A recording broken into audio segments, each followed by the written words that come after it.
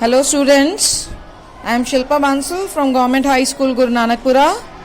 As in the previous video we have studied Model Test Paper 1. Now in this video we will discuss second paper. So as you can all read the paragraph, first question is what was the name of Ashoka's grandfather? Chandragupta Maurya. What happened in the War of Kaling? देखो war of Kalinga ਦੇ ਵਿੱਚ ਲੋਕ ਵੀ ਮਰੇ ਸੀ, injured ਵੀ ਹੋਏ ਸੀ, ਬਹੁਤ ਸਾਰਿਆਂ ਨੂੰ ਫੜਿਆ ਵੀ ਗਿਆ ਸੀ। ਤਿੰਨੋਂ ਲਾਈਨਸ ਹੈ ਪੈਰਾ ਦੇ ਵਿੱਚ। Then all of these answer ਆਊਗਾ। Write the changes in Ashoka's life after the war. ਲੜਾਈ ਤੋਂ ਬਾਅਦ ਅਸ਼ੋਕਾ ਦੀ ਜ਼ਿੰਦਗੀ ਵਿੱਚ ਕੀ ਫਰਕ ਪੈ ਗਿਆ ਸੀ? ਇੱਕ ਤਾਂ ਉਹਨੇ ਵਾਰ ਛੱਡਤੀ ਸੀ, ਇੱਕ ਲਵ ਤੇ ਪੀਸ ਦੇ ਨਾਲ ਰਹਿਣ ਲੱਗ ਪਿਆ ਸੀ। ਦੋਨੋਂ ਠੀਕ ਹੈ, so both A and B. Fourth question, Ashoka कौन सी? He was the greatest rulers of India. ये थर्ड लाइन देखो आंसर दिता हुआ है। Then for Ashoka the war of Kalinga was, war की सी ਉਹਦੇ ਲਈ? ਉਹ ਟਰਨਿੰग ਪੁਆਇੰਟ ਸੀ।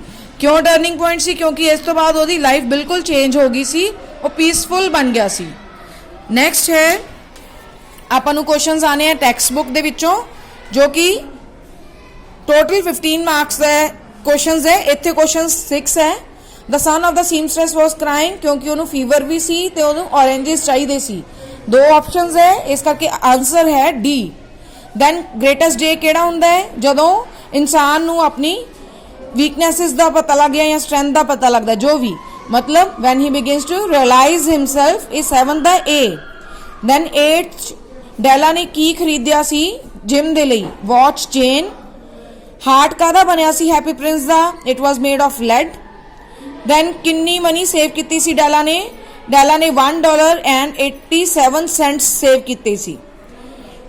अगे है कि इन्हां सारी लाइन्स दे विचों की चीज़ ध्यान विच आंदी है कि चैप्टर दे विच मशीन्स बारे की कहा गया है। तुहानूं याद होगा उहदे विच क्या सीगा कि what is the ultimate goal of science. Science ने ही मशीन्स बनाई हैं, इस करके आंसर इहदा डी है, aims and goals of machines. Then है बेटे करैक्ट आंसर टिक करना है। जिवें कि देखो ए आंसर करैक्ट किया है, मैं तुहानूं दस दिनी है। 5th से 6th है जिहड़े इनकरैक्ट है। क्यों? क्योंकि Subia's wife did not know about secret godown. ये गलत है, उहदी वाइफ नूं पता सी सीक्रेट गोडाउन दा। ते लास्ट लिखिਆ है कि राइस सैल करन दे नाल नाल ਉਹ लैंड्स नूं वेचदा खरीददा नहीं सी, बल्कि ਉਹਦੇ ਕੋਲ लैंड सी, ਉਹਦੇ ਤੇ जो भी ਉਹਨੂੰ इंटरस्ट वगैरह आंदा सी ਉਹ ਉਹਦਾ ਹੁੰਦਾ ਸੀ, पर वेचदा खरीददा नहीं सी। नैक्सट क्वेश्चन है, did the author know that Naeem was also blind? नहीं, उन्होंने नहीं पता सी। No is the answer. Robert lost the money, Robert ने मनी लूज नहीं की सी, उन्हें मिस हेडन नूं दित्ती सी। ਇਹਦੇ ਵਿੱਚ कोई भी ऑप्शन सही नहीं है। बाय चांस ਤੁਹਾਨੂੰ ऑप्शन हॉर्स रेसिस ਦੀ अगर आई भी ਤਾਂ ਵੀ ਤੁਸੀਂ ਉਹ नहीं लिखनी, क्योंकि ਉਹਨੇ ਉਹਦੇ ਚ लूज नहीं ਕੀਤਾ ਸੀ, ਉਹਨੇ जस्ट किया ही सी कि मैं लूज ਕੀਤੇ है। Next 15th question, where did Subia spend all his days? Subia ने कितने स्पेंड करता सी? वो आपदे फादर दे नाल स्पेंड करता सी राइस शॉप ते। $1000 रॉबर्ट गिलियन नूं किहने दिते सी? लॉयर टॉलमन ने दिते सी। दैन है कि किहड़ियां चीज़ां नॉन सस्टेंशियल हन? रजे किहड़ियां चीज़ां ज़्यादा इंपॉर्टेंट नहीं हन? ना हाई बर्थ इंपॉर्टेंट है ते ना हाई पोजीशन इंपॉर्टेंट है। आंसर आऊगा A and B, both A and B, मतलब डी ऑप्शन। अगे इन्हां चों किहड़ी चीज़ सही नहीं है? Death treats poor and weak kindly, ये बिल्कुल इनकरेक्ट है, and all the other 3 are correct. Then what is the author name और poet's name of the poem character of a happy man? Sir Henry Wotton. Then 20th question, death is a great leveller. Then 21st, all the peoples नहीं हुंदा, people हुंदा बेटे, all the people have gone to the. देखो last ते गो लगाया हुआ है, इस करके वो करेक्ट नहीं है। हैज हैव हैड दे नाल हमेशा वर्ब दी थर्ड फॉर्म ही आंदी है। Next one word, that which can be broken easily, brittle. Then proverb देखो, necessity is the mother of invention. कहते केड़ी स्टोरी ये विच सब तो वधिया है, मतलब जो एप्ट है, द थर्स्टी क्रो, क्योंकि जदों लोड़ हुंदी है उदों पूरा पता हुंदा कि किवें कीता जावे, काम किवें कीता जावे, किवें उहदा हल कढिया जावे। नैक्सट देखो 24th, ਉਹ क्रिकेट नहीं खेड रहे सन। रहे सन होवे तां ये केड़ा टेंस है? पास्ट कॉन्टीन्यूअस टेंस है। Was were first form ING, मतलब बी ऑप्शन।